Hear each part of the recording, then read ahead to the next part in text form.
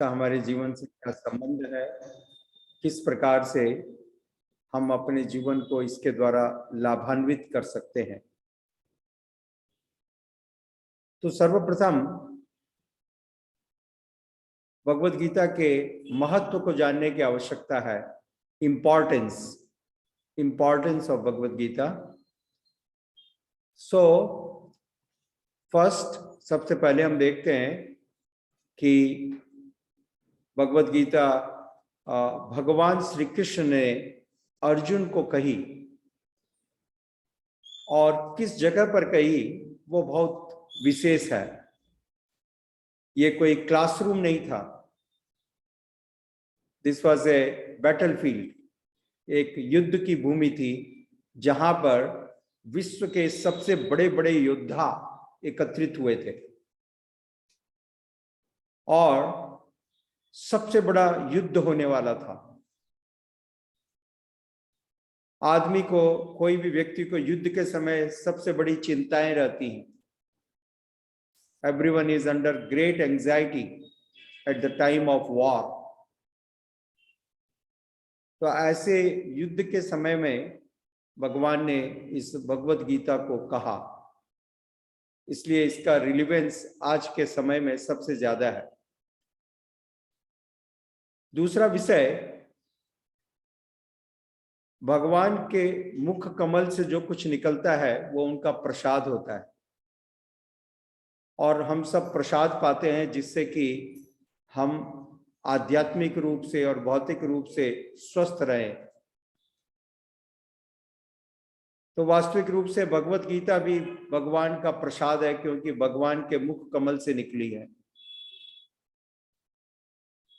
और इस प्रसाद को यदि हम प्रतिदिन सेवन करते हैं, if we take this medicine, take this prasad every day, then we will be healthy. हम सबका स्वास्थ्य ठीक रहेगा। जैसा हम देखते हैं भौतिक संसार में कोई बीमारी हो जाए तो प्रतिदिन दवा लेनी पड़ती है जिससे कि स्वास्थ्य ठीक रहे।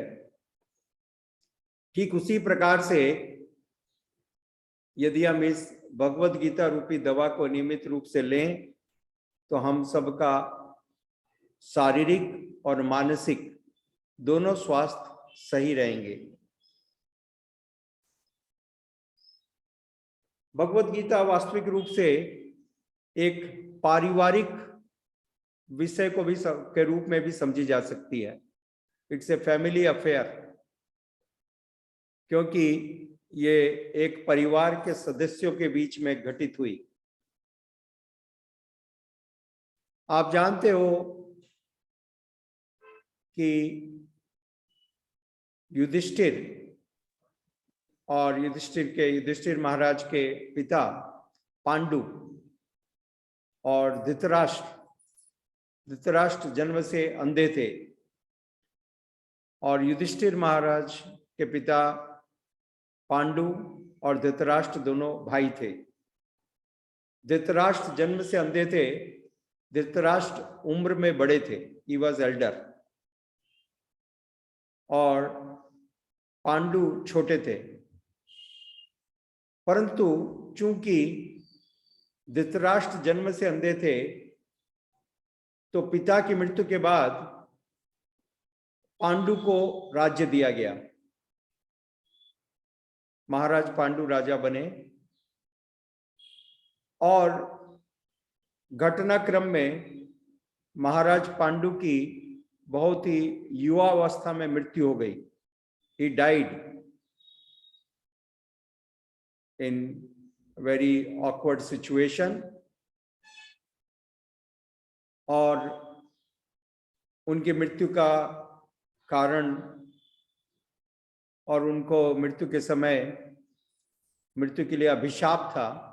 There was a curse, so he died। और उनके मरने के बाद में चूंकि पांडव, उनके 5 पुत्र, वो बहुत छोटे थे, they were very young, तो राज कार्य धृतराष्ट्र को करना पड़ा। और धृतराष्ट्र के ज्येष्ठ पुत्र, धृतराष्ट्र के 100 पुत्र थे और एक बेटी थी। 100 बेटे और एक बेटी। सो उन 100 में दुर्योधन सबसे बड़ा था। तो बाय डिफॉल्ट दुर्योधन उस समय राजा बना और दुर्योधन ने राज कार्य प्रारंभ किया। और ये सारे पांडव, 5 पांडव और ये कुरु 100 कौरव, ये दोनों एक ही राजप्रसाद, एक ही राजमहल में एक साथ रहते थे। दे वर लिविंग टुगेदर और उनका लालन पालन एक साथ हुआ। Upbringing, they were brought up together. और राज्य को देखने के बाद दुर्योधन के मन में विचार बदल गए और उसने वो राज्य हड़पने की सोची। और राज्य को लेकर के उसने इन पुत्रों को, पांडवों को मारने के लिए अनेक प्रकार की योजनाएं बनाई। Different type of plans to execute and to kill the Pandavas. और अंततः भगवान कृष्ण स्वयं मध्यस्थता करने के लिए पहुंचे, मीडिएशन, कि किसी प्रकार से आपस में सुलह हो जाए, ए पीसफुल सॉल्यूशन कम्स आउट। और भगवान ने दुर्योधन के पास जाकर के यह प्रस्ताव रखा कि चूंकि पांडव क्षत्रिय हैं और उनका कर्तव्य है राज्य की देखरेख करना, राज्य संभालना, तो आप कम से कम 5 गांव दे दें, 5 छोटे गांव दे दें, जिससे वो अपना राज्य कार्य कर सकते हैं। और आप पूरा राज्य, हस्तिनापुर का राज्य, पूरे भारतवर्ष का राज्य आप आनंद से भोगो। परंतु दुर्योधन तैयार नहीं हुआ और दुर्योधन ने कहा कि 5 राज्य तो, 5 गांव की बात तो बहुत बड़ी है, मैं 5 सुई के नोक के बराबर जमीन भी नहीं दूंगा, यह असंभव है। तब ऐसी परिस्थिति में चूंकि ये सारी जो प्लानिंग थी और जिस प्रकार से जमीन को हड़पा गया था, राज्य को हड़पा गया था, यह पूरी तरह से अन्याय था। अतः पांडवों ने युद्ध की घोषणा की, ए वॉर वॉज डिक्लेयर्ड। और फिर निश्चित समय पर कुरुक्षेत्र की युद्ध भूमि में सारे कौरव और Pandav with all their supporters, दोनों सेनाएं अपने अपने समर्थकों के साथ वहां पर एकत्रित हुई। क्योंकि ये 18 दिन में हमको 18 चैप्टर कंप्लीट करने हैं, ये बहुत ही मुश्किल काम है, इसलिए मैं बहुत ही संक्षेप में चर्चा करते हुए आगे बढ़ रहा हूँ। यूजुअली मैंने जब पिछली बार जब इस बारे में चर्चा की थी तो करीब 100 दिनों तक मैं लगातार प्रतिदिन 4 घंटे चर्चा करता था। तब 100 दिनों में हमने यह पूरा किया था, 4 hours every day, and now it is a challenge of 18 days and an hour every day। हर दिन प्रतिदिन 1 घंटे चर्चा करनी है। फिर भी श्रील प्रभुपाद से मेरा प्रार्थना करता हूँ कि वो आशीर्वाद दें कि शायद मैं आप तक इस मैसेज को कन्वे कर पाऊँ। सर्वप्रथम जब कुरुक्षेत्र की युद्ध भूमि में दोनों सेनाएं तैयार हो गई, आमने सामने खड़ी हो गई, और उस समय धृतराष्ट्र ने पूछा, भगवत गीता के पहले श्लोक में आप देख सकते हो, धृतराष्ट्र उवाच धर्म क्षेत्रे कुरुक्षेत्रे समवेता युत्सव मामका पांडवश्चैव किम कुर्वतः संजय।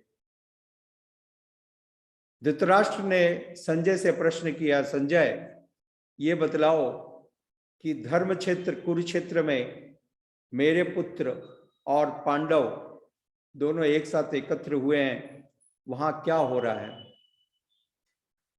श्रील प्रभुपाद जी कहते हैं धृतराष्ट्र के मन में बड़ी चिंता थी। उस चिंता का एक विषय था कि ये जो क्षेत्र है, क्षेत्र यानी जो जगह है जहां पर युद्ध का निर्णय किया गया है, जहां पर युद्ध होना है, वो क्षेत्र पवित्र क्षेत्र है, धर्म क्षेत्र है। और इस कारण से हो सकता है कि मेरे पुत्रों का मन बदल जाए। मेरे पुत्र बड़े दुष्ट हैं, परंतु उस क्षेत्र के प्रभाव से उनकी चेतना बदल सकती है, और यदि उनकी चेतना, उनके विचार बदल गए तो युद्ध टल जाएगा और मेरा बेटा हो सकता है राजा न बने। So this is the first concern. और इससे हम सीखते हैं कि क्षेत्र का प्रभाव, सबसे पहले कोई भी काम आप करते हो, किस जगह करते हो, किस जगह मिलते हो, उसका भी एक प्रभाव होता है। ठीक है, the place has its own importance and its influence. प्रदेश का भी एक प्रभाव होता है। इसलिए हम पवित्र क्षेत्रों को देखते हैं जहां पर शुभ कार्य किए जा सकें। और वहां पर संजय ने बतलाया कि किस प्रकार से दुर्योधन ने सबसे पहले पांडवों की सेना का निरीक्षण किया, पांडवों की शक्ति का आंकलन किया, estimated the capacity and power of Pandavas. और उसके पश्चात दुर्योधन ने जो एक कूटनीतिक भी था, तो दुर्योधन ने अपने सेनापति द्रोणाचार्य से चर्चा की। द्रोणाचार्य को कहा, हे आचार्य, पांडु पुत्रों की विशाल सेना को देखें, जिसे आपके बुद्धिमान शिष्य द्रुपद के पुत्र ने इतने कौशल के साथ व्यवस्थित किया है। यहां पर दुर्योधन ने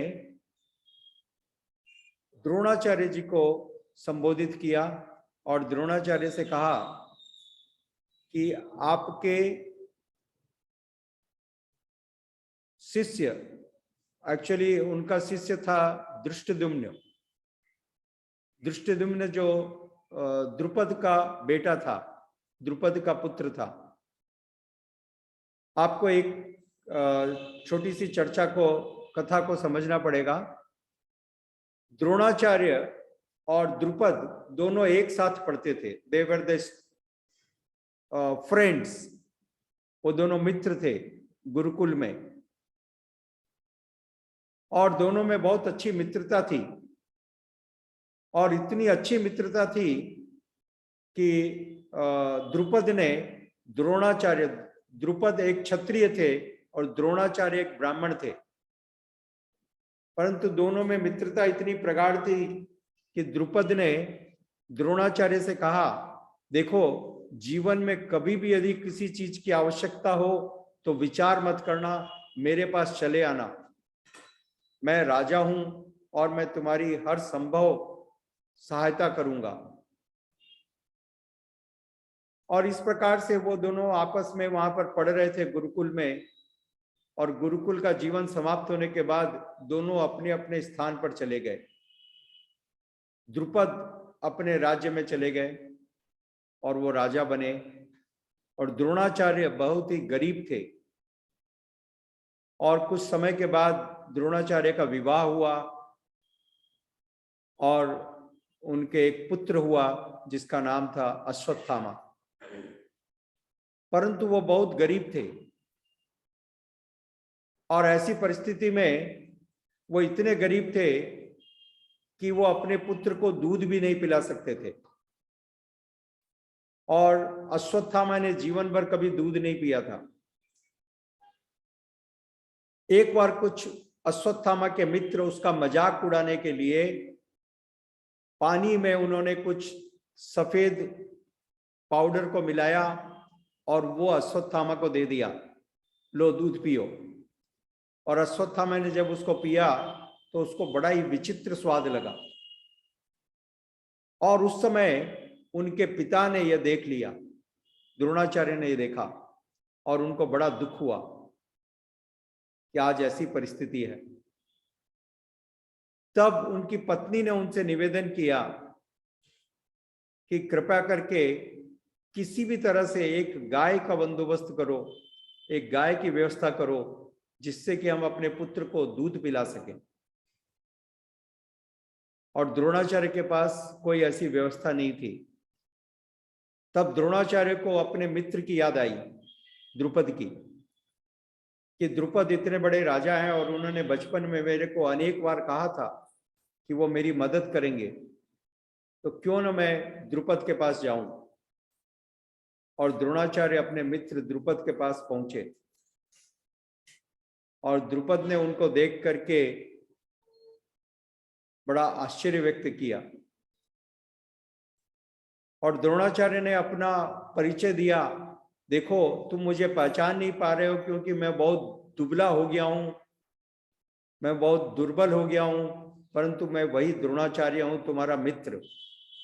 द्रुपद ने कहा, मित्रता समान व्यक्तियों में होती है, समान स्तर के लोगों में होती है। तुम अपने आप को देखो और मुझको देखो, कैसी मित्रता। द्रोणाचार्य बहुत दुखी हुए। द्रोणाचार्य ने फिर भी कहा, मुझे एक गाय दे दो जिससे मैं अपने बच्चे को दूध पिला सकूं, उसका पोषण कर सकूं। और द्रुपद ने उनका उपहास किया और उनको तुरंत अपने राजमहल से निकाल दिया, बेइज्जत करके निकाल दिया। और द्रोणाचार्य को बहुत खराब लगा। द्रोणाचार्य वापस आए और तब उन्होंने धनुर्विद्या, आर्चरी, तीरंदाजी सीखी और फिर वो तीरंदाजी सिखाने लगे। He started giving training in archery। और वो इतने कुशल थे, इतने विद्वान थे कि सारे कौरव और सारे पांडव उन्हीं के द्वारा तीर चलाने की शिक्षा प्राप्त कर रहे थे। He was the guru। और वो वास्तविक ब्राह्मण थे। तो ऐसा कुछ समय के बाद हुआ कि द्रोणाचार्य ने कौरवों को और पांडवों को धनुर्विद्या का सबसे अच्छा पाठ पढ़ाया। और फिर गुरु दक्षिणा का समय आया, जब विद्या पूरी हो गई तो दोनों ही कौरव माने अर्जुन और दुर्योधन दोनों ही द्रोणाचार्य जी को गुरु दक्षिणा देना चाहते थे। और तब द्रोणाचार्य ने कहा, गुरु दक्षिणा के रूप में आप द्रुपद को बंदी बना करके ले आओ, उसकी हत्या मत करना, उसको बंदी बना करके लाओ। और दुर्योधन भी जाना चाहता था किंतु द्रोणाचार्य ने उनको मना कर दिया, आप ये कार्य नहीं कर सकते हो, बैठ जाओ। और अर्जुन को भेजा और अर्जुन ने वीरता पूर्वक युद्ध करके द्रुपद को बंदी बना लिया और द्रुपद को बंदी बना करके लेकर के आए और द्रोणाचार्य के चरणों में रख दिया। द्रुपद इससे बहुत ही लज्जित हुए और फिर द्रुपद को अपना आधा राज्य द्रोणाचार्य को देना पड़ा। तो जो उसने कहा था कि बराबर वालों में मित्रता होती है, अब दोनों बराबर के हो गए, क्योंकि राज्य आधा आधा हो गया, आधा राज्य द्रोणाचार्य का, आधा द्रुपद का। और द्रोणाचार्य ने द्रुपद की हत्या नहीं की,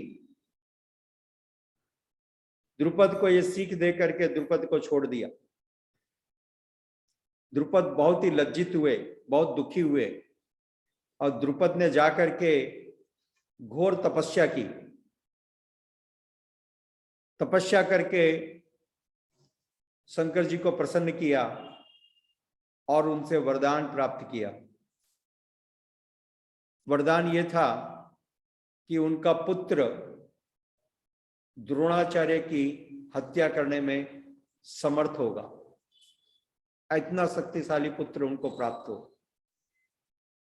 तो उनका जो पुत्र था वो था धृष्टद्युम्न, द्रुपद का पुत्र। और उस धृष्टद्युम्न को पांडवों ने अपना सेना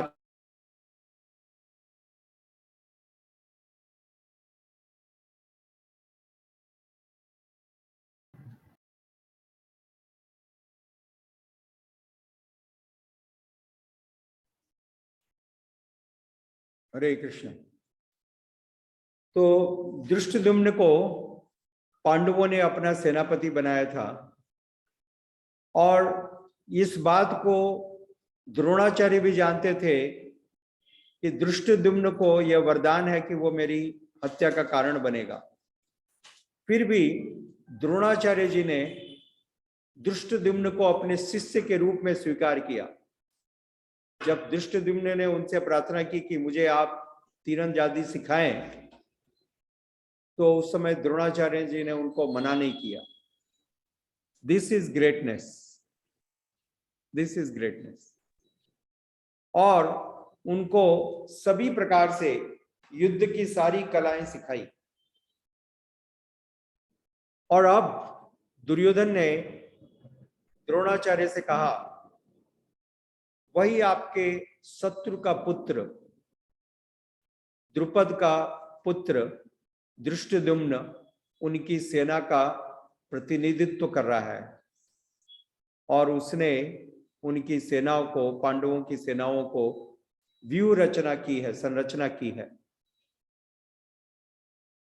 और इसके साथ ही दुर्योधन जो एक कूटनीतिक था, उसने ये बात भी कही द्रोणाचार्य से कि उनकी पांडवों की सेना में अनेक बड़े बड़े सेनापति हैं, बड़े बड़े योद्धा हैं, और उनकी सेना भीम तथा अर्जुन के द्वारा रक्षित है। परंतु हमारी सेना भी कम नहीं है, और हमारी सेना भीष्म पितामह के द्वारा रक्षित है, और आपके द्वारा हमारी सेना रक्षा की जा रही है।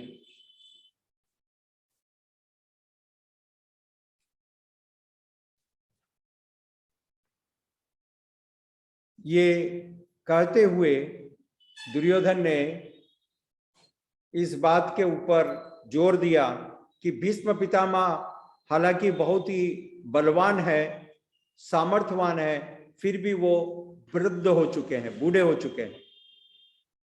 इसलिए सारे सेनापतियों के, सारे योद्धाओं की तरफ देखते हुए कहने लगे, आप सबको भीष्म पितामह की रक्षा के लिए कटिबद्ध रहना चाहिए, जिससे कि वो उनको भी इनकरेज कर सकें और उनको ऐसा न लगे कि उनका महत्व नहीं है, दे आर नॉट इम्पॉर्टेंट।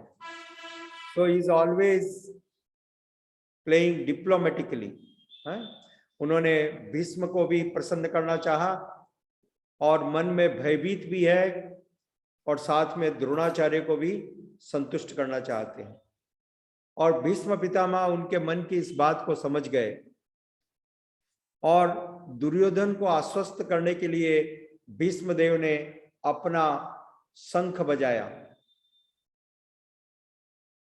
और भीष्मदेव के शंख की सिंहनाद को सुन करके दुर्योधन के मन में काफी साहस हुआ।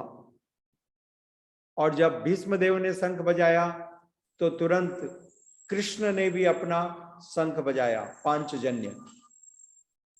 और कृष्ण के शंख बजाने के बाद में अर्जुन ने अपना शंख बजाया, और फिर भीम ने, नकुल और सहदेव ने भी अपने अपने शंख बजाए, और फिर सारे युद्ध भूमि में नगाड़े, तुरही, बिगुल आदि बजने लगे, यानी युद्ध की पूरी घोषणा हो गई, युद्ध की पूरी तैयारी हो गई।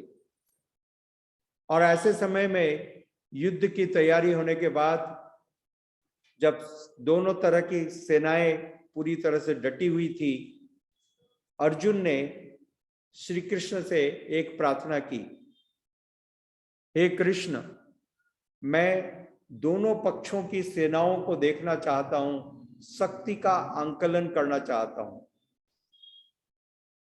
I want to see the enemy's army also. शत्रु की सेनाओं का निरीक्षण करना चाहता हूं, इसलिए कृपया करके मेरे रथ को दोनों सेनाओं के बीच में ले चलो।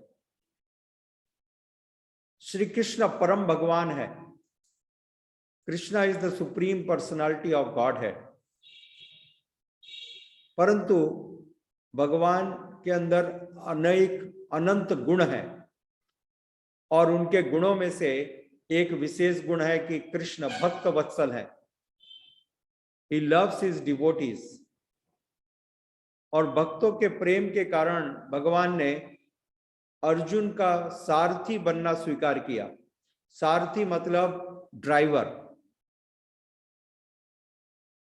एक्चुअली यदि देखा जाए तो driver is a very ordinary and very cheap position, बहुत ही सरल एक पद है, कोई बड़ा महत्वपूर्ण पद नहीं है ड्राइवर बनना। परंतु साथ ही साथ ड्राइवर बहुत ही महत्वपूर्ण है, क्योंकि ड्राइवर हमारी गाड़ी को यदि ठीक से न चलाए तो हमारी गाड़ी का कभी भी एक्सीडेंट हो सकता है, हमारी गाड़ी की दुर्घटना हो सकती है, और हम असमय में मृत्यु को प्राप्त कर सकते हैं। इसलिए ड्राइवर का बहुत बड़ा एक महत्व भी है। तो कृष्ण ने अर्जुन का सारथी बनना स्वीकार किया, अर्जुन के ड्राइवर का पद लिया विलिंगली, हैप्पीली, और अर्जुन ने उनको अपने ड्राइवर के रूप में स्वीकार किया। This is the secret of Bhagavad Gita. Who is the driver? हम अपने जीवन को जीना चाहते हैं, और हमारा जीवन भी एक तरह से कुरुक्षेत्र के युद्ध भूमि के जैसा है, like a war. Every day there is war, every day we have different situations.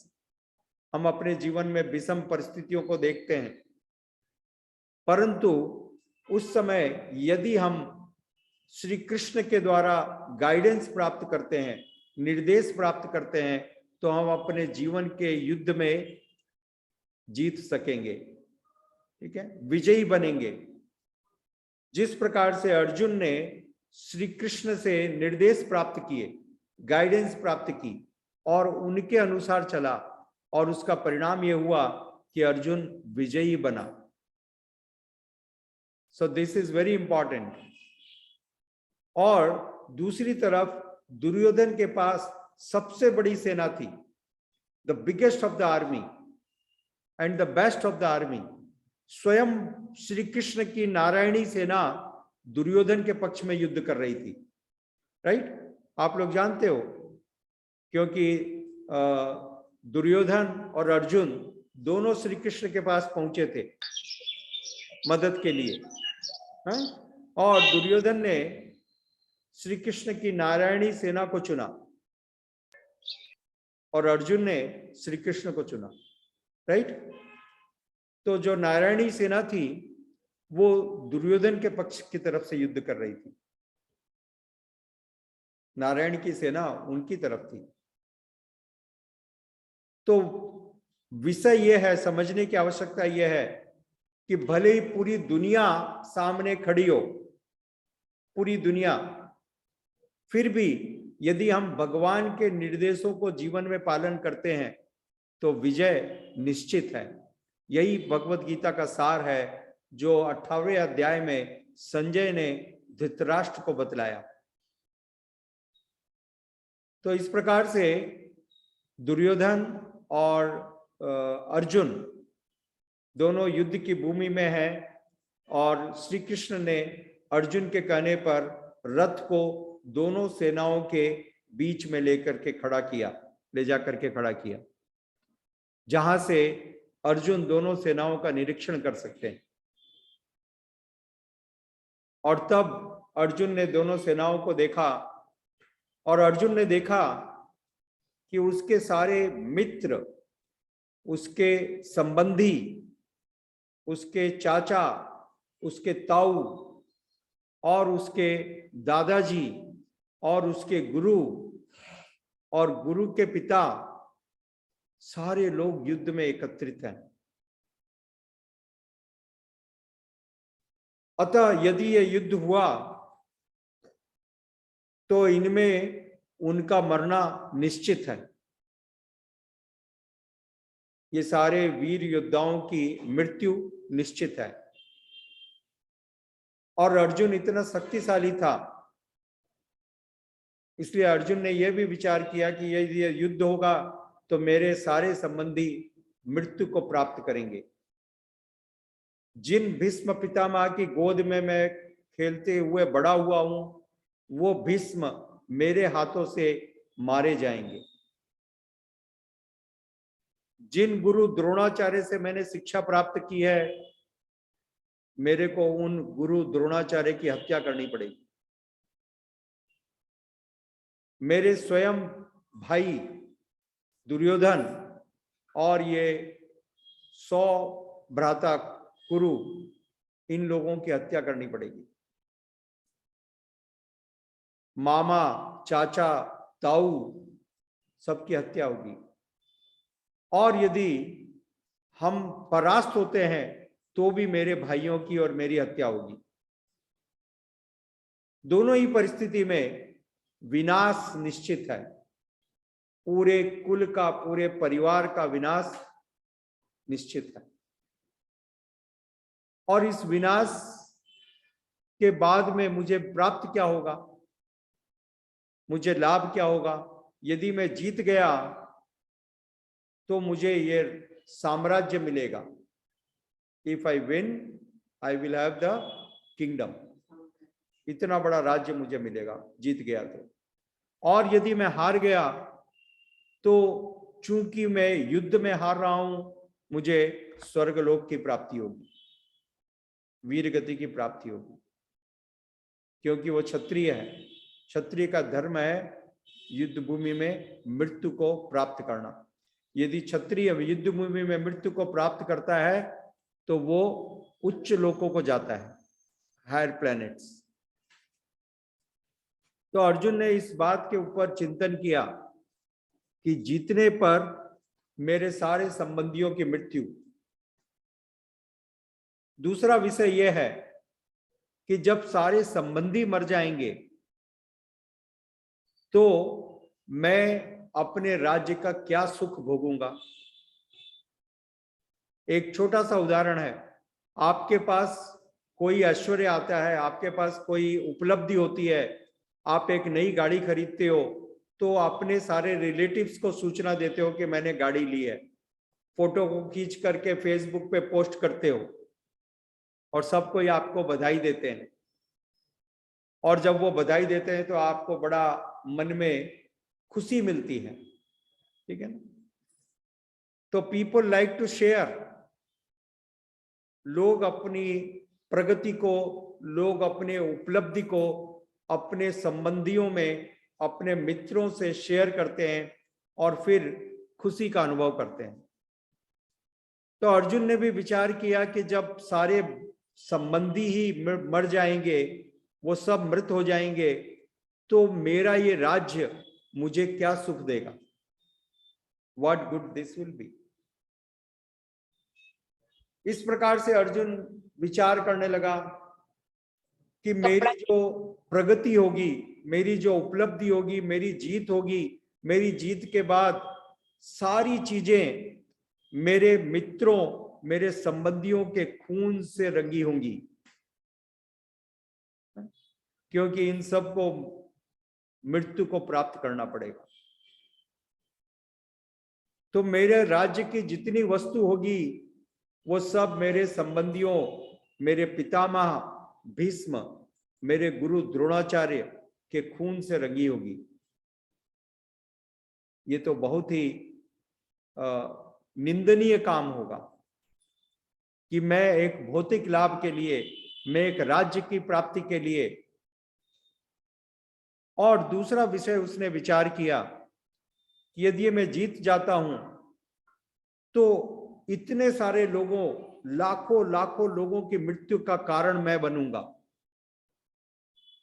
लाखों सैनिक और उनकी पत्नियां विधवा हो जाएंगी, उनके बच्चे अनाथ हो जाएंगे, और इन सब का कारण मैं होऊंगा और मेरी राज्य की इच्छा। तो ये तो बहुत ही बड़ा अन्याय है, ये पाप है। एक भौतिक लाभ के लिए इतने सारे लोगों की हत्या कर देना। अर्जुन का मन द्रवित हो गया, इज कंपैशनेट, और अर्जुन इस बात के ऊपर विचार करने लगा। और अर्जुन ने भगवान श्री कृष्ण से निवेदन किया, हे कृष्ण, इस प्रकार का युद्ध यह शास्त्र संगत नहीं दिखता, यह न्याय संगत नहीं दिखता। अर्जुन के मन में बहुत सारे दुविधाएं उठने लगी, कंफ्यूजन, ही वॉज कंफ्यूज्ड। ठीक है, क्यों कंफ्यूज था? अपने सारे रिलेटिव्स, अपने गुरु, फ्रेंड्स, ब्रदर्स, सबको उस युद्ध भूमि में खड़ा होते हुए देख करके वो भयभीत नहीं था। He was not fearful, वो एक वीर व्यक्ति था, तो वो भयभीत नहीं था। He was ready, और वो युद्ध के लिए ही वहां पर आया था। परंतु अब वो विचार करने लगा कि युद्ध का परिणाम क्या होगा, What will be the outcome? जीतने के बाद मैं राज्य को प्राप्त करूंगा, परंतु इतने लाखों लाखों लोगों की हत्या के कारण जो पाप होगा, उस पाप के फलस्वरूप लाखों वर्षों तक, जन्मों तक मुझे नरक में सड़ना पड़ेगा, क्योंकि मैं इतने सारे लाखों लोगों की मृत्यु का कारण बन रहा हूं। तो थोड़े दिनों के आनंद के लिए यदि मैं जीत गया तो जब तक जीवित रहूंगा तब तक राजा रहूंगा, ठीक है ना। So I will rule the kingdom for few days, परंतु इतने बड़े समय के लिए मुझे नरक में सड़ना पड़ेगा। तो ये तो एक बुद्धिमानी का काम नहीं है, this is not good. Arjun Dronacharya का बहुत ही प्रिय शिष्य था। प्रिय क्यों था? एक गुरु को अपने सारे शिष्यों में वह शिष्य बहुत प्रिय होता है जो उनकी शिक्षाओं को सबसे अच्छी तरह से सीखे, सबसे कम समय में सबसे अच्छे तरीके से सीखे। He is always dear, right? जैसे यदि आप ये भगवत गीता कोर्स कर रहे हो तो मैं आपको एक बात को समझाना चाहूंगा कि जो भक्त लोग अपना वीडियो ऑन रखेंगे पूरे 18 दिन, उनको विशेष सर्टिफिकेट दिया जाएगा, physical certificate, not e certificate, physical certificate जिसके ऊपर 3 इस्कॉन के प्रेसिडेंट का सिग्नेचर होगा, certified by 3 presidents, our ISKCON ICC president doctor Sahadev Das, ISKCON Medchal president Srivatsa Prabhu, और इस्कॉन कुकटपल्ली प्रेसिडेंट। तो आप सबको ध्यान पूर्वक सुनने के उपलक्ष्य में ये एक सर्टिफिकेट, फिजिकल सर्टिफिकेट कोरियर किया जाएगा आपके एड्रेस पर। ये एक स्पेशल गिफ्ट है। सो एक गुरु, एक कोई भी गुरु सबसे ज्यादा संतुष्ट तब होता है जब उसका शिष्य उनकी शिक्षाओं को अच्छी तरह से सीखता है। तो द्रोणाचार्य सिखा रहे थे धनुर्विद्या, द्रोणाचार्य धनुर्विद्या सिखा रहे हैं, आर्चरी। और उनके शिष्यों में पांडव भी थे, कौरव भी थे और दूसरे अनेक राजा थे, हजारों शिष्य थे। इन हजारों शिष्यों को शिक्षा देते थे प्रतिदिन। परंतु दूसरे दिन सुबह सबसे पहले जब वो प्रश्न पूछते, कल क्या सिखाया मैंने, किसको किसको मालूम है, किसको याद है, तो सबसे पहले जो हाथ खड़ा होता था वो था अर्जुन का। और वहां पर सिर्फ याद नहीं करना होता था, वहां पर प्रैक्टिकली दिखाना पड़ता था कि उसने उसका अभ्यास किया है जो गुरु ने सिखाया है। तो वहां तो हर दिन क्लास होती थी, लगातार कक्षा होती थी, लगातार ट्रेनिंग होती थी। तो ऐसा क्या था? तो उसका रहस्य यह है, अर्जुन सबसे पहले हाथ ऊपर करते थे कि उन्होंने सारा अभ्यास कर लिया है, क्योंकि अर्जुन सारी रात अभ्यास करते थे। अर्जुन रात को कभी नहीं सोते थे। He was never sleeping at night. Whole night he will practice. जो कुछ उन्होंने गुरुदेव से सीखा है सारी रात उसका अभ्यास करते, और सुबह जब गुरुदेव वापस शिक्षा के लिए आते तो अर्जुन उसके लिए तैयार रहते थे। और इसको देख करके द्रोणाचार्य जी अत्यंत प्रसन्न होते थे। उनका स्वयं का बेटा अश्वत्थामा भी उसी कक्षा में था। He was also a student. परंतु द्रोणाचार्य का प्रेम सबसे ज्यादा अर्जुन पर था। इसलिए अर्जुन का एक नाम है गुड़ाकेश। गुड़ाकेश यानी जिसने नींद को जीत लिया है। गुड़ाकेश मतलब नींद को जीत लिया। अर्जुन ने नींद को जीत लिया था, क्योंकि अर्जुन की इतनी लगन थी, so much of dedication to excel, to learn what is being taught.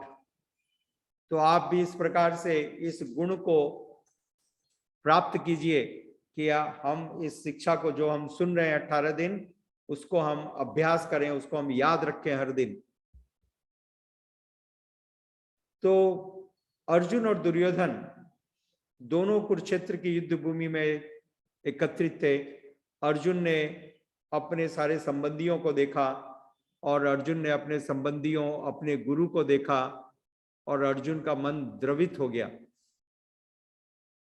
उसके मन में विचार आया कि यदि मैं जीत भी गया तो इतने सारे मित्रों और संबंधियों की हत्या के कारण मुझे जो पाप लगेगा, उस पाप के कारण मुझे लाखों वर्षों तक नरक में रहना पड़ेगा, और जीतने के बाद मैं राज्य करूंगा तो कुछ वर्षों के लिए राज्य कर पाऊंगा।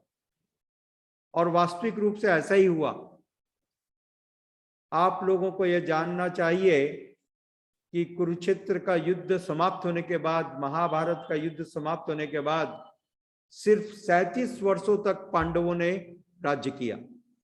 Only 37 years. ठीक है, तो सिर्फ 37 साल के लिए राज्य किया और इतना बड़ा युद्ध किया गया। लाखों लाखों लोगों की हत्या हुई उस युद्ध में। महाभारत के युद्ध में विश्व का एक सबसे बड़ा युद्ध माना जाता है।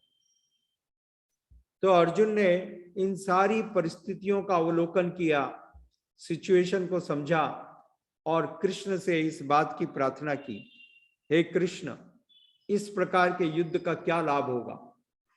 हे मधुसूदन। उन्होंने कृष्ण को अलग अलग नामों से बुलाया। मधुसूदन यानी जो मधु नामक राक्षस का वध करने वाले हैं। क्योंकि अर्जुन के मन में इतने सारे संदेह उठ रहे हैं कि युद्ध करना चाहिए या नहीं करना चाहिए, और यह संदेह भी एक राक्षस है, संदेह का राक्षस।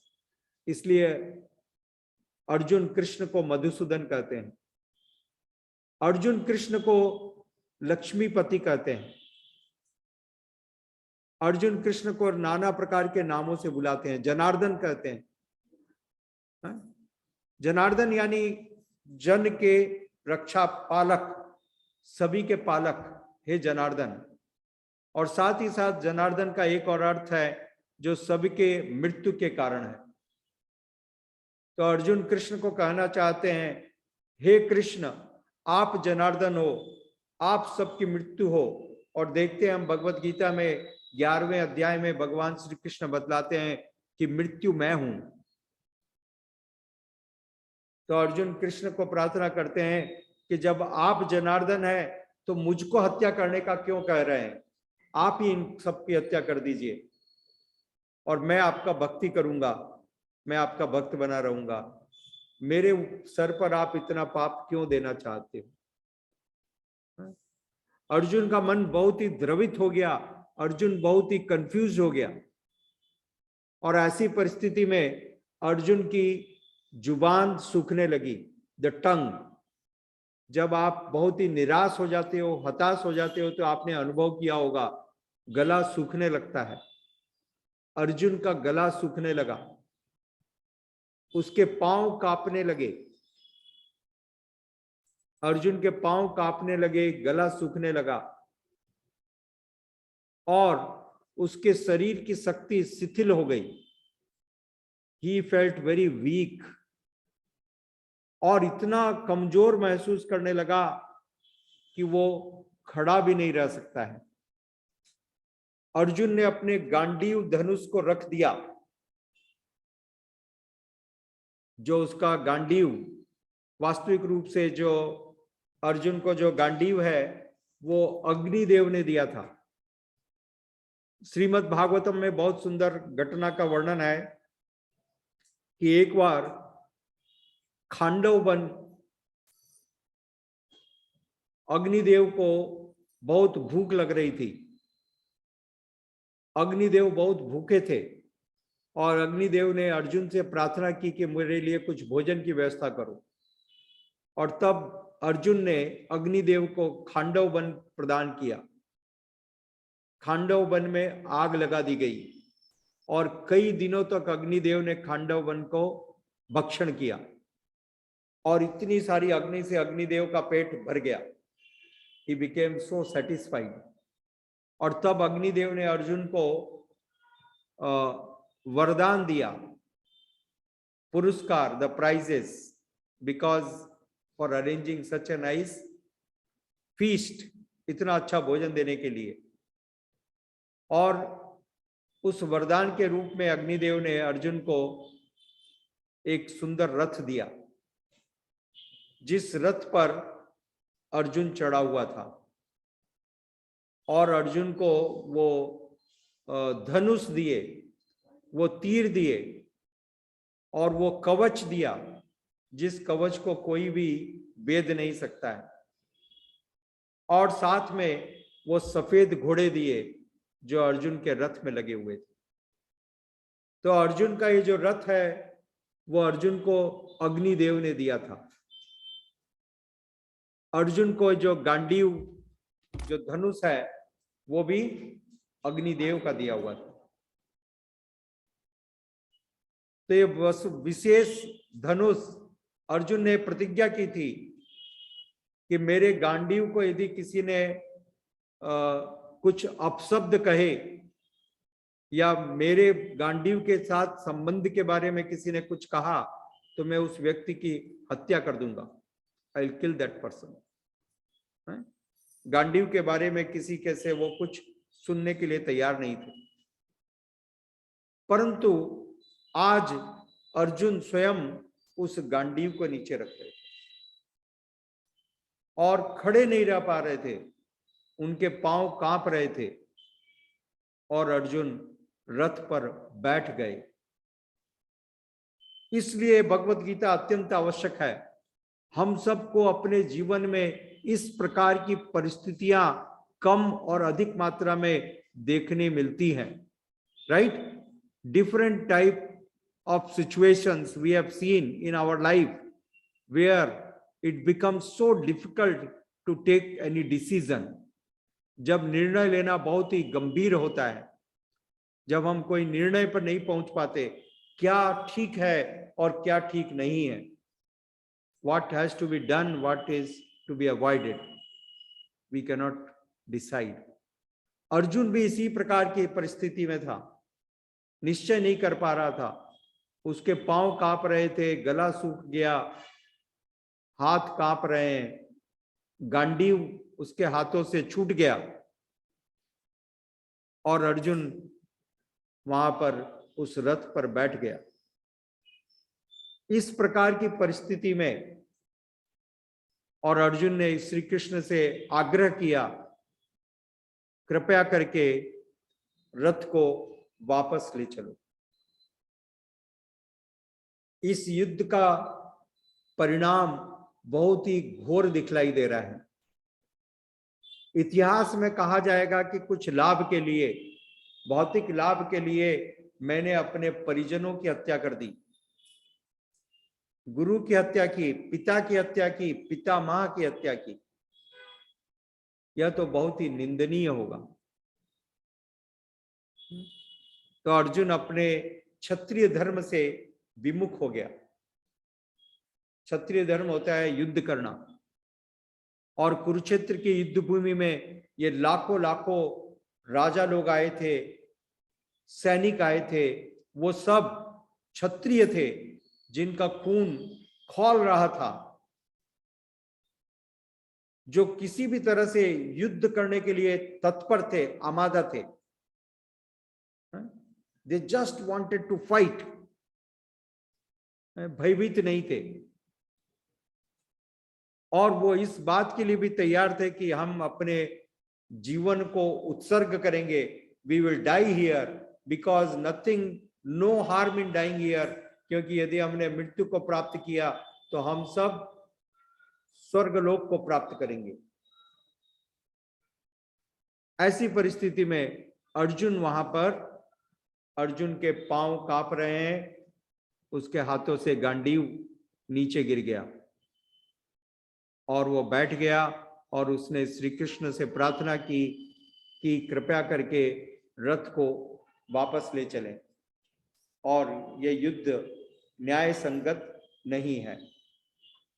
ऐसी परिस्थिति में अर्जुन की मानसिक स्थिति को देख करके भगवान श्री कृष्ण ने अर्जुन को गाइड किया, दिशा निर्देश दिए, और उनका संवाद प्रारंभ हुआ। A very important exchange of views and talks, जिसको हम कल कंटिन्यूअसली सुनेंगे। बिकॉज ऐसी परिस्थिति, जब जीवन में इतनी भयानक परिस्थिति हो जहां पर कोई निर्णय लेना हो, तो निर्णय किस आधार पर लिया जाता है, ऑन व्हाट ग्राउंड्स, ठीक है, what grounds, how to take decision. और दूसरा प्रमुख विषय, इस बात को समझिए, चूंकि अर्जुन ने श्री कृष्ण के निर्देशों का पालन किया, arjuna he followed the instructions of Lord Shri Krishna, और उसका परिणाम हुआ अर्जुन की जीत, ठीक है। तो इस बात को स्पष्ट रूप से जान लीजिए कि जीवन में सफलता को प्राप्त करने के लिए भगवान के निर्देशों का पालन करना अत्यंत आवश्यक है। यदि कोई भी व्यक्ति भगवान के निर्देशों का पालन करता है तो जरूर सफल होगा, और यदि कोई व्यक्ति भगवान के निर्देशों का पालन नहीं करता है तो सफलता की संभावना नहीं है, राइट। द सक्सेस और सफलता सिर्फ वस्तुओं के रूप में मत देखिए। वास्तविक सफलता, the real success could be achieved by the blessings of the Lord. Arjun ने भगवान को प्रसन्न किया, भगवान की कृपा को प्राप्त किया, इसलिए अर्जुन ने सफलता प्राप्त की। और मैं चाहूंगा कि आज ये पहला दिन है, तो आप लोगों के मन में यदि कोई भी प्रश्न है कोई भी संदेह है हर दिन आप लिख के रख सकते हो आपके नोटबुक में, और ये क्लास पूरी होने के बाद आप सारे डाउट्स और क्वेश्चंस आप पूछ सकते हो। So you are all welcome. आप लोग अनम्यूट करके, मैं यहाँ से अनम्यूट कर दे रहा हूँ, so you can please ask any questions और डाउट्स। Please unmute. आप हाथ उठा सकते हो, इलेक्ट्रॉनिकली हाथ उठा सकते हो या फिजिकली हाथ उठा सकते हो, तो मैं आपको अनम्यूट करूंगा और आप पूछ सकते हो बाद में, but we can not see all of them at a time. You can see, please. यदि आपके मन में किसी भी प्रकार का कोई संदेह है, any clarification, any doubt, please ask, कृपया करके पूछिए।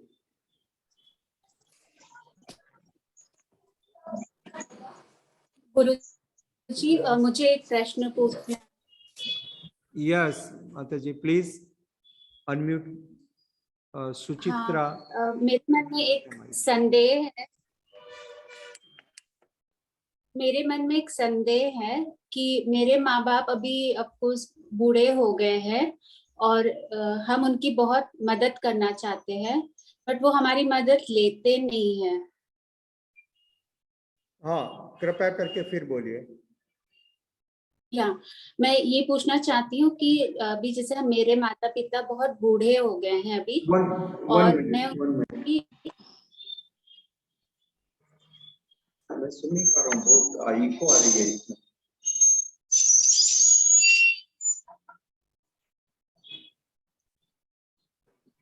वन सेकेंड, एक मिनट, मेरा ईयरफोन देना। हाँ, आप बोलिए।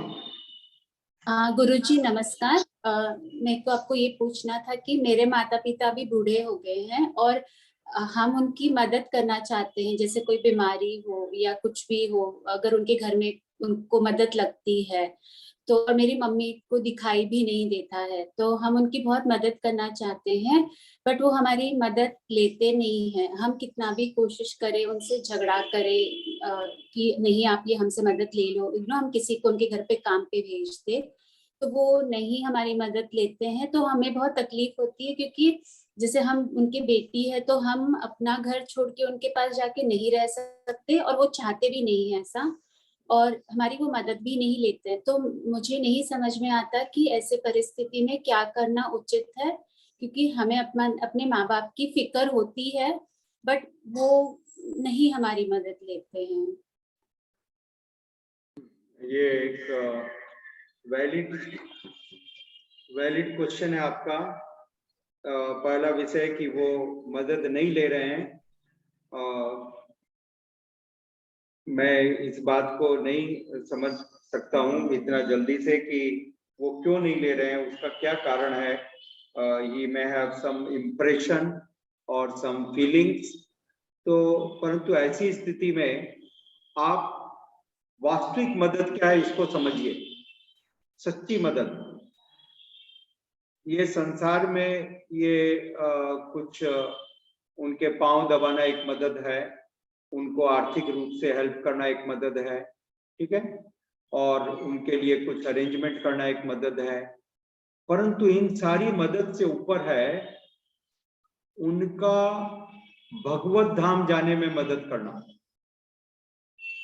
जब तक हम इस संसार में 4 दोष बतलाए गए हैं, जन्म मृत्यु जरा व्याधि, 4 दुख हैं, मूलभूत दुख। The real problem is birth.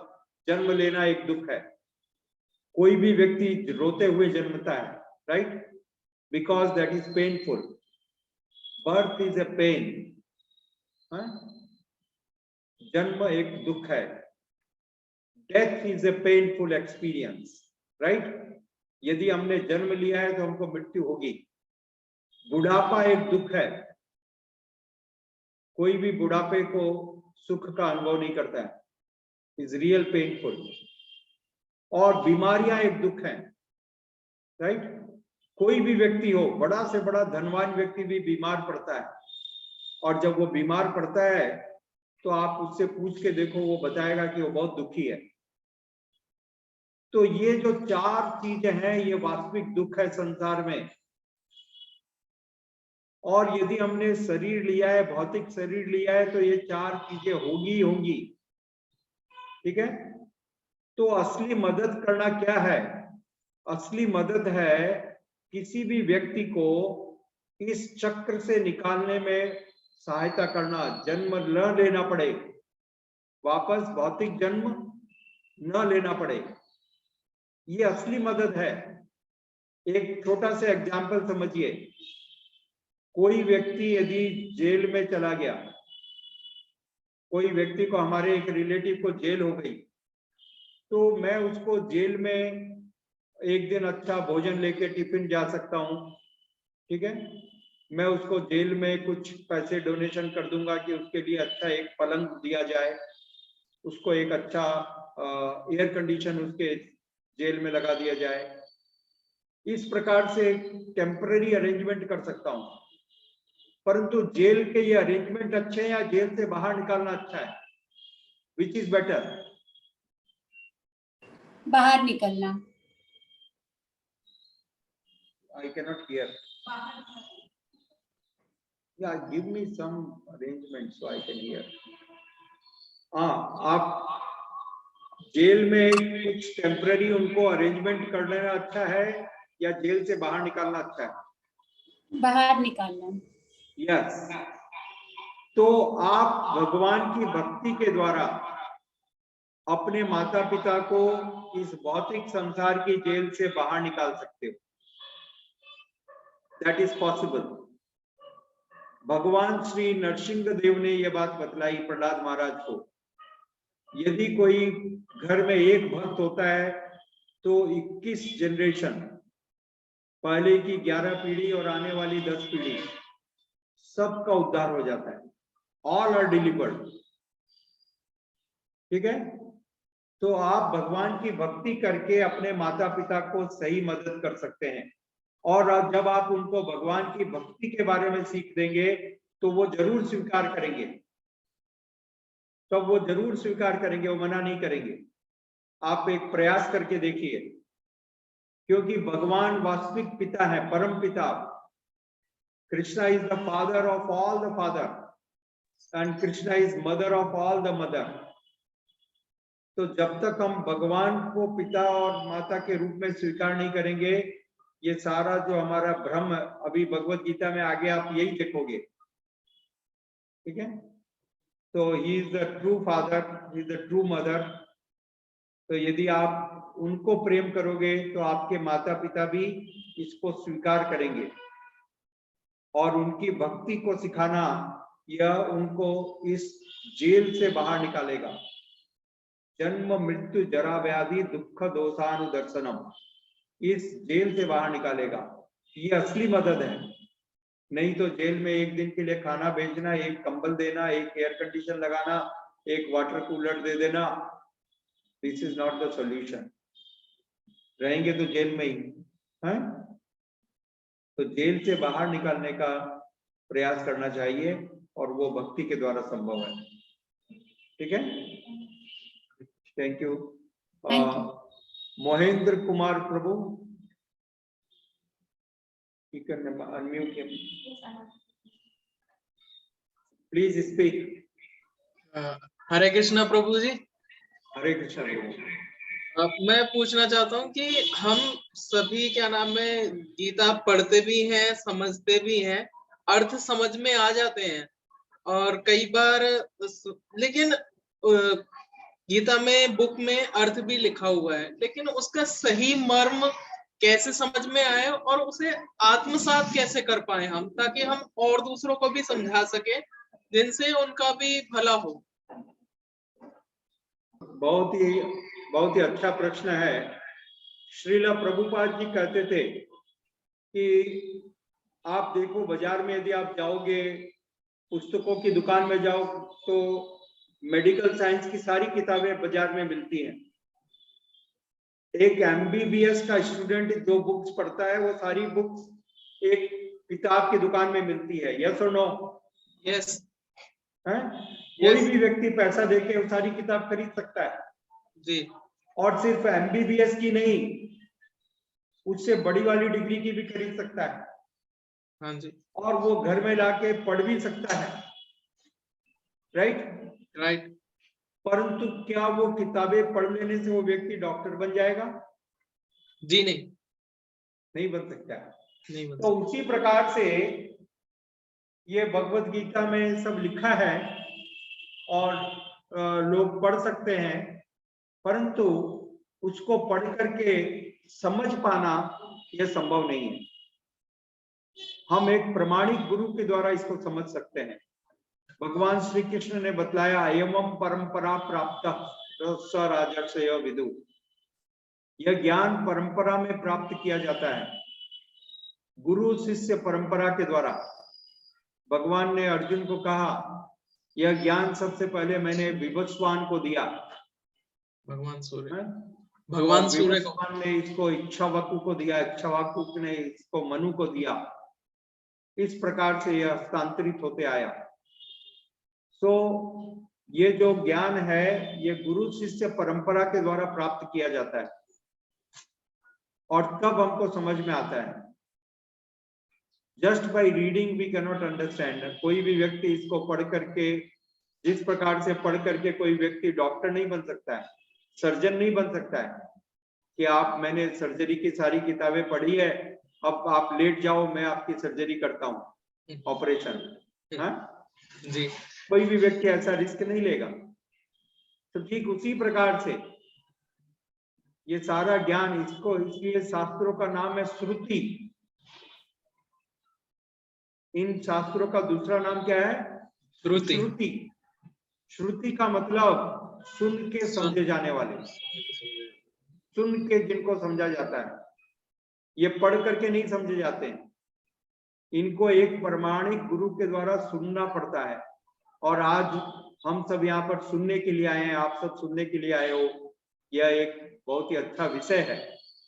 और आप देखोगे इन 18 दिनों के अंदर आपके जीवन में क्या बदलाव आ रहा है, आप इसको समझ पाओगे और देख पाओगे, मेजर कर पाओगे।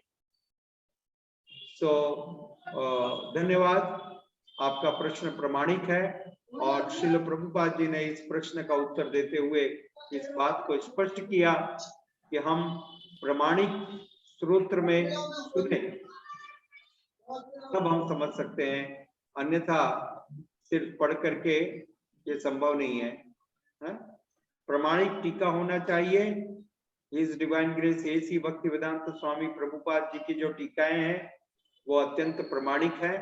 और फिर आप जहां भी रहते हो, नजदीक में जो भी इस्कॉन मंदिर है वहां पर जाइए और श्रवण कीजिए, सुनिए। हमारे YouTube चैनल पे भी रेगुलर आप सुन सकते हो एंड दैट विल बेनिफिट। ठीक है महेंद्र जी, आप संतुष्ट हैं इस उत्तर से? यस यस जी, मैं संतुष्ट हूँ। Are you satisfied Prabhu? I am satisfied sir. Thank you. Ajit ji, आप कुछ बोलना चाहते हो? प्रभु जी, जय Shri Krishna. Hello hello, yes बोलिए। जय श्री कृष्ण प्रभु जी। जय श्री कृष्ण। ये गीता जैसा हम लोग पढ़ते हैं और हमने सुना भी है कि पहले भी कृष्ण जी ने सब बताया हुआ है, तो वो सब का कहीं आधार आता नहीं है। जैसा उन्होंने बोला कि मनु जी को दिया, फिर वहां से सूर्य जी को दिया, या सूर्य जी ने मनु जी को बताया, तो उसका कहीं आधार आता नहीं है। तो ये जो सब है, ये 18 अध्याय का जो है कोर्स, या 18 अध्याय में जो चीजें आ रही होगी या आती है, वो भी वहां था। वो means it is different then this concept.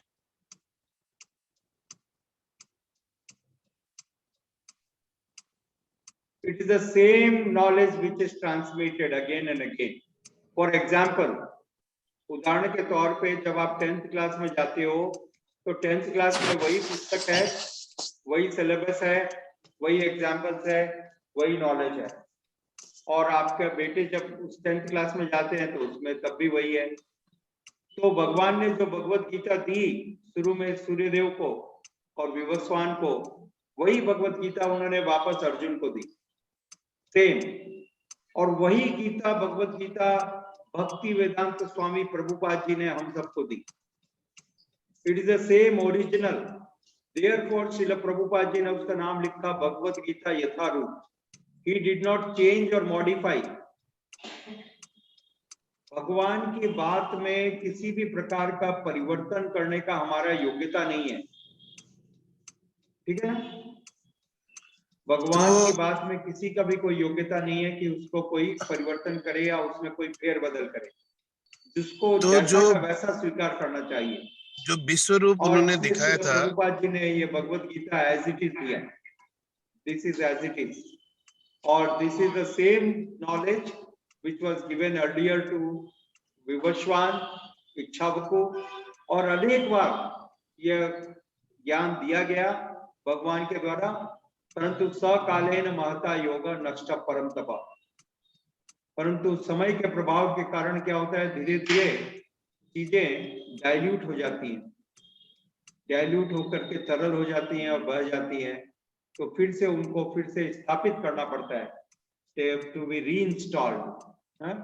इसलिए भगवान ने अर्जुन को वापस यह ज्ञान दिया और श्रील प्रभुपाद जी ने फिर से इसको स्थापित किया, और आज हम वापस इसकी चर्चा कर रहे हैं। तो टाइम टाइम पर this is necessary and this helps us. Is this okay Ajit ji? Yes Prabhu ji. But जैसा अर्जुन को उन्होंने विश्व रूप दिखाया था, तो क्या उन्होंने बाकी टाइम पे भी दिखाया था या वो ओनली नॉलेज था? विश्व रूप उन्होंने अर्जुन को दिखाया, पहले भी दिखाया, दुर्योधन को भी दिखाया। जब भगवान शांति दूत बन करके गए,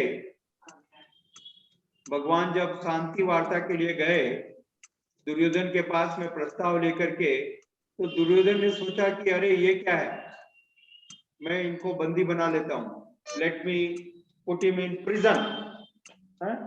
इनको खुद को बंदी बना दूंगा तो ये सब शांति वार्ता भूल जाएंगे, ठीक है?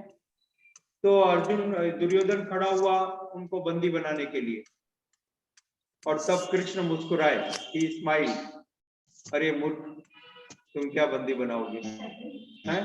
और तब भगवान ने उनको अपना विराट रूप दिखलाया। परंतु विराट रूप देखने के बाद अर्जुन को, दुर्योधन को समझ में नहीं आया, उसने सोचा कुछ माया देख रहा हूं, ठीक है?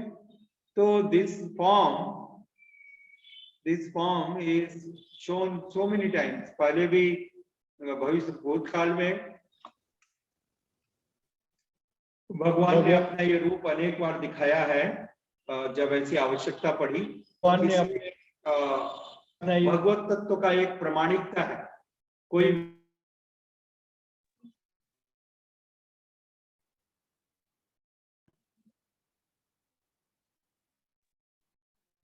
Is this clear, Prabhu? Anyone else has any question? Done?